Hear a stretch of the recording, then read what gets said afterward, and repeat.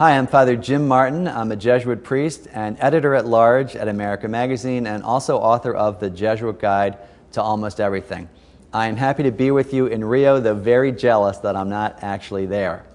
The U.S. Bishops' Conference has asked me to talk with you today about a certain kind of prayer, which is very beautiful, called Lectio Divina. Now, what does Lectio Divina mean? Basically, it means sacred reading. Now, when I was a Jesuit novice and first heard this term, I had this image of monks sitting in their monastery scriptorium, hunched over the pages of an illuminated manuscript that they turned very contemplatively as sunlight streamed in the stained glass windows and illuminated their soul, and they just prayed very quietly. And I just thought, well, that is totally not going to happen to me. You know, I'm never going to be able to participate in Lectio Divina. But I was wrong. Lectio Divina is not just for monks, it's for everybody. So let's take a look at how we can do Lectio Divina in your life. Well, let's take a reading from this week. It might even be today's reading, if I have my schedule right. It's from the Gospel of Luke. It's called The Rejection at Nazareth, and it is one of my all-time favorite readings in the Gospel. It's the story of Jesus coming back to his hometown, Nazareth, going to the synagogue, standing up, proclaiming a reading from the book of the prophet Isaiah, which says, "The Spirit of the Lord is upon me," and he goes on and talks about the Messiah, and then he sits down and says, "This scripture passage is fulfilled in your hearing." In other words, guess what? I am the fulfillment of the Old Testament. Wow, it's a great scripture passage. So let's use Lectio Divina and see what this scripture passage might say to you about your own life. Lectio Divina asks us to ask 4 questions of the scripture passage as a way of entering into it. The first question is, what does the text say? Now, sometimes it's pretty obvious. So, for example, in the text of the rejection at Nazareth, what's going on? Jesus is going back home, his hometown. He's standing up. He's proclaiming a reading from the book of the prophet Isaiah, okay? But sometimes it helps to know a little bit more about the passage. And this is where a Bible commentary or even some Bible footnotes are helpful. For example, I found out recently that any Jewish adult male could comment on the scriptures. So this is a common thing for people to do. And more recently, doing some research, I found out something really interesting. Nazareth was a really poor town, and it's likely they didn't have a synagogue building. Isn't that interesting? And the scholar told me that most likely they would be gathering outdoors or in someone's house. So the more you know about what the text says, through study and footnotes and Bible commentaries, the better chance you have of really understanding it. So the first question is, what does the text say? What's going on? The second question is, what does the text say to me?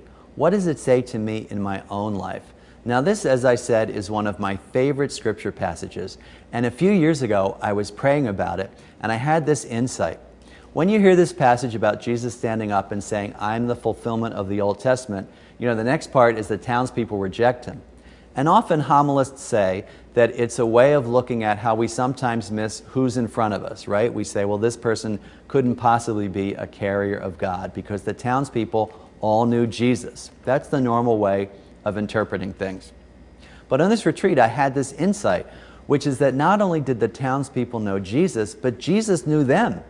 Think about it. Jesus is about 30 years old now. He's lived in Nazareth for his whole life, right, as a child, an adolescent, and we can assume that he's been a carpenter or a craftsman for maybe like 15 or 18 years. He knew all of these people.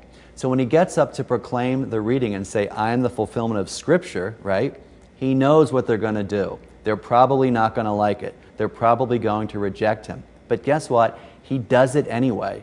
He's very free in that way. So what the text said to me was that Jesus was very free. So that's the second question. What does the text say to me? The third question in Lectio Divina is, what do I want to say to God about this text?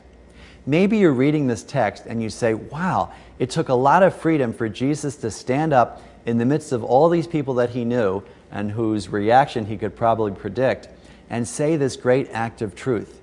Maybe you want to say to God, "God, make me more free like Jesus. Free me of the need for everyone's approval in my life, of the need for people to like me all the time." Maybe you want to say to God, "Make me as free as Jesus." So the third question, what would you like to say to God about this text? The fourth question in Lectio Divina is, what difference will this text make in my life? Right? Prayer should lead us to conversion, to change, to act, to do something, not just stay the same. So what difference will this text, the rejection at Nazareth, make in my life? Maybe you see Jesus as a free person who was not afraid to say unpopular things. Maybe that encourages you to do the right thing in your life and to take stands that might be unpopular. The text should make you want to act, to move you to conversion. So the fourth question in Lexio, what difference will this text make in my life? So my friends, that is Lectio Divina. It's a great way of praying with Scripture. And the four questions are, what does the text say? What does the text say to me? What do I want to say to God about the text? And what difference will this text make in my life? You can use it with any Scripture passage, and you don't have to be a monk to do it. Not that there's anything wrong with that. This is Father Jim Martin at America Magazine. May God bless you, and have a great time at World Youth Day.